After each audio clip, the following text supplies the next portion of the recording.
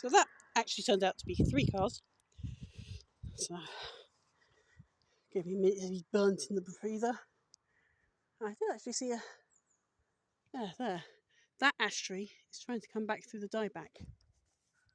Quite a few of them are like that. They're trying to regrow through the dieback. Yeah, these are as well. This is why you're supposed to leave the trees that have dieback standing until you're actually sure they are dead, because the trees are trying to grow back, and that is the only way to breed a resistant tree to this ash dieback, is to leave them and hope that they can grow back from it. Although it wouldn't hurt to deadwood once you know where the regrowth is. I mean, these ones here don't appear to be growing back at all. In fact, hazel and ivy have taken over these two. So yeah, these are probably going to come down soon. There's no, oh no, that, I take that one back. That one is, it's got some ash leaves there. So you can generally tell, especially this time of year in summer.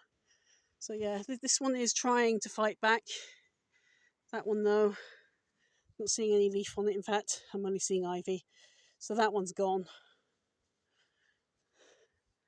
And you can see there it's collapsed. That one's gone. That one's trying to fight back. But yeah, here we go. So there's, right, so you saw how relatively steep it was, and now it takes the plunge. And this camera does not do depth very well, so I do apologise for this.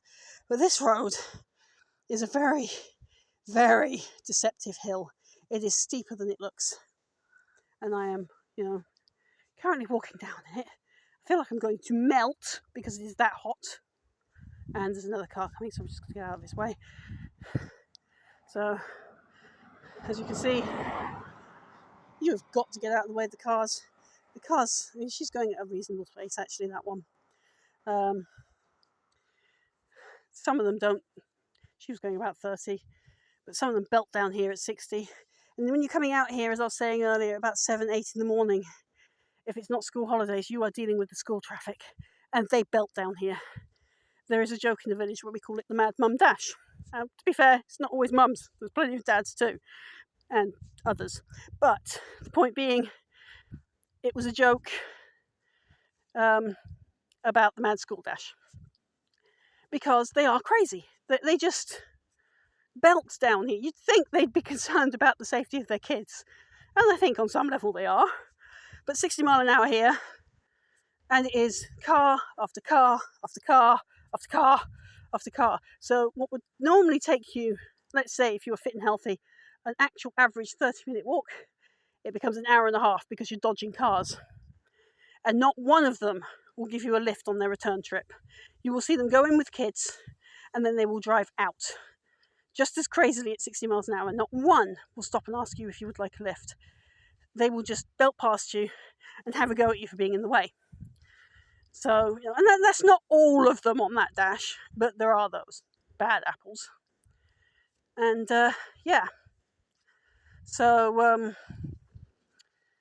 you keep having to say to Google and stuff, this is not an 8-minute walk, and it's only a 30-minute walk for those that can power walk at a steady 6 miles an hour or more. Those of us that are walking a general ambling walk because health conditions, which is most of the people in our village, age-related or otherwise, pothole patch, pothole.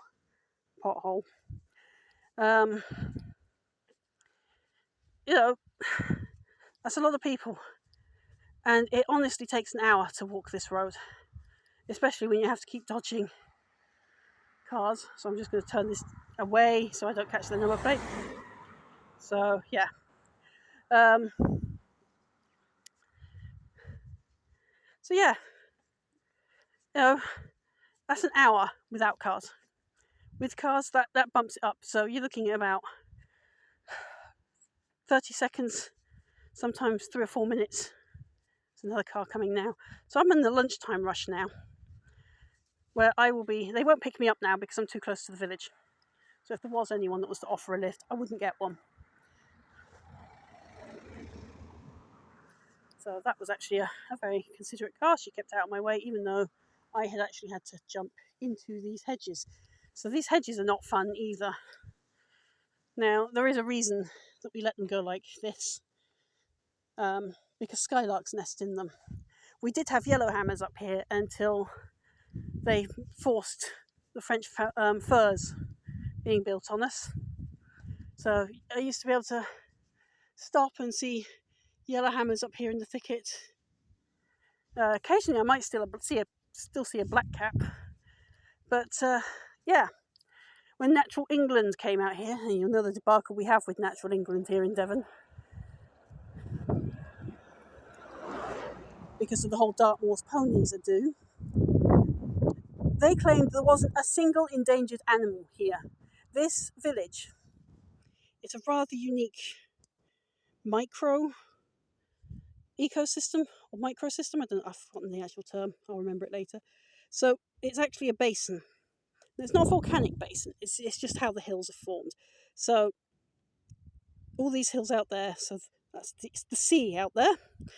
The way it's formed, it's sort of made a microclimate, and quite often animals that have been declared extinct turn up here, right here in this village, or this area I should say. I'm going to go jump on the bank in a minute because it gets me out of the way of cars, and I can show you what I mean about the valley. Now, woodlands this side are trying to help with biodiversity. I mean, this field here has been left, so I'm going to try and climb on this bank. There we go, up on the bank. That was not an easy climb. I had to use my knee. So here, look, you can see it. So this is the valley. This is the housing development here. Now, when I came up here, you can't even hear them now. You could hear skylarks galore up here, used to be able to. And then there's these power lines that run there. But here, look. So that's Totnes Cross out there. All the way along there, that is our valley's wall. So that is one great big hump of fields. People say it's rolling hills. It's not, because this here is a valley in the middle of it, and that valley, of course, is a microclimate. There we go. Name there. Where now cutting bramble.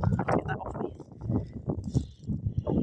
This was a perfect environment for endangered wildlife. So we had yellowhammers, which nested right where those buildings are now, because there was a spring where that black house is there. And it's all been disrupted, which has disrupted the nesting grounds. We've got bats and jackdaws in the church tower there. There's the field I was telling you about, it's just been left, look. So, further down the valley, right down there, which is Milcombe, they've still got some endangered wildlife. Heck, they've even got cicadas, the British cicada, that we're told has only just been reintroduced into the north of England. And for the first time in 150 years, they're back in the UK, and we're like, you really need to visit this place called Blackawton, mate, because I can guarantee you, if you think if it's functionally extinct in the UK, it ain't here in this village. That they will be right here, somewhere in our fields. So you can't really see it, but out there's like a public footpath that does a loop that comes up and around, and it also goes up around there, loops there, and another one goes all the way around and follows the roads. But this place, as a microclimate where rare or near extinct species have been thriving. We even have the pink grasshopper, which has been making a phenomenon. Rare pink grasshopper spotted at such and such. Oh, ow, ow, ow, ow, ow, ow, ow, ow. Okay, that was painful. Right. So yeah, Blackawton has a microclimate that allows for endangered wildlife normally, I'm not going to say it is now because of this drought, normally to thrive. And that is never taken into account by Natural England. They've said our most endangered bird that they spotted was the herring gull. Now, they're in trouble, yes. But that was not the most endangered wildlife that they found out here. But Natural England love to ignore it. So they are actually getting paid off by developers. And don't get me wrong, we need new housing, yes. But I do think we need to be balancing it, because right now we're in the point where biodiversity is collapsing in this country, and then we're building right where the endangered nesting species are. So we have lost yellowhammers in Blackawton, and from the sounds of it, we've lost our skylarks this year as well. So the reason I say from the sounds of it, I can't hear them. I can normally hear them in the sky somewhere up here. Oh my goodness, I don't know if I can zoom in on that field. Right out there. Look at that. It is so sun-baked out there. That field is literally black-brown. So we are now running into wildfire territory in Blackawton, and people are flicking their cigarette ends out of their car. Come on, people. We need to do better. Flicking cigarettes out of your car is not acceptable in any weather, least of all in a season where the tiniest spark can set this ablaze. I mean, look at it. It is so dry. So very dry. And this was cut maybe a week ago. So here we are. Anyway, I'm going to put the phone away, let my music play, and make my way home now.